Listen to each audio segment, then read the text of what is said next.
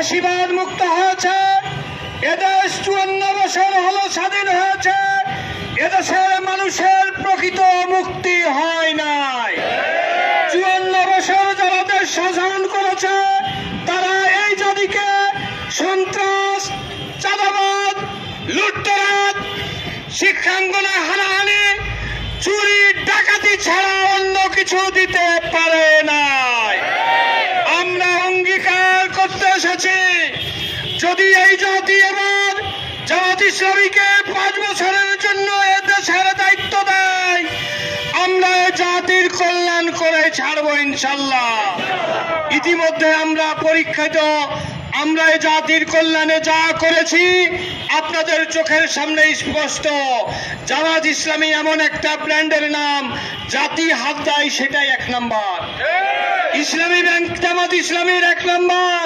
ইবনে সিনায় যান, চিকিৎসা জগতে 1 নম্বর। তামিরুল মিল্লাতে যান, প্রতিষ্ঠান শিক্ষার ক্ষেত্রে জামাত ইসলামী 1 নম্বর।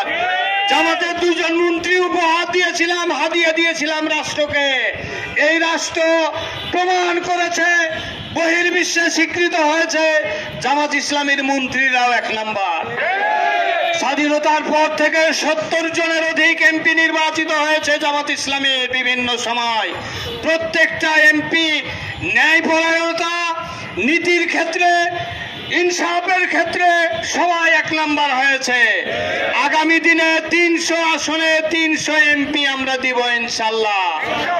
এই 300 আসনের 300 এমপি বাছাই করা হয়েছে যারা আগামী দিনে বাংলাদেশকে সারা পৃথিবীতে 1 নম্বর বানাবে ইনশাল্লাহ।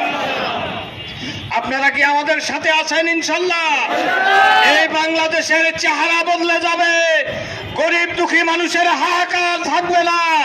চিকিৎসার অভাবে কোনো মানুষ মরবে না। ক্ষুধার যন্ত্রণায় কোনো মানুষ হাহাকার করবে না। চাঁদাবাজি রেখে মিউজিয়ামে, জাদুঘরে পাঠানো হবে।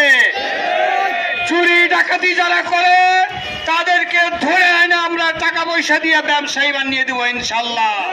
সেই মেকানিজম আমাদের কাছে আছে।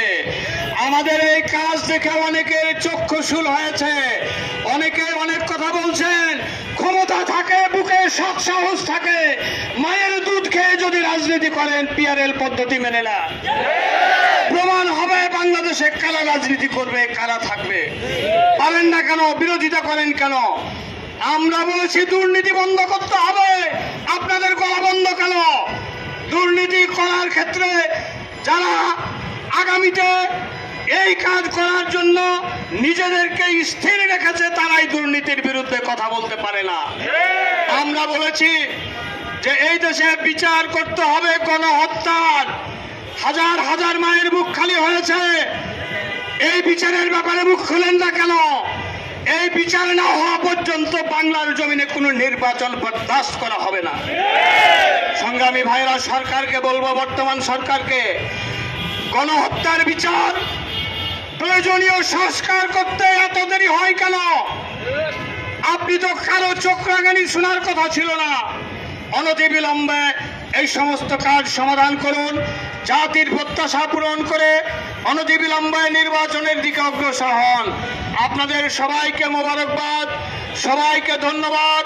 সবার কাছে আগামী নির্বাচনে দাঁড়িপাল্লা প্রতীক রেখে গেলাম। এই দাঁড়িপাল্লা প্রতীকের কান্ডারীদেরকে আপনারা ভোট দিবেন।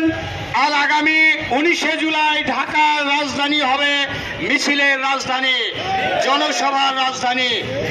আগামী গত 5ই আগস্টে ঢাকা শহরের যে অবস্থা হয়েছিল, আপনারা সবাই স্বতঃস্ফূর্তভাবে 19শে জুলাই সোহরাওয়ার্দী উদ্যানের এই সমাবেশকে সফল করবেন, এই কামনা করে, আপনাদের সবার সুস্থতা কামনা করে আমি আমার কথা শেষ করছি।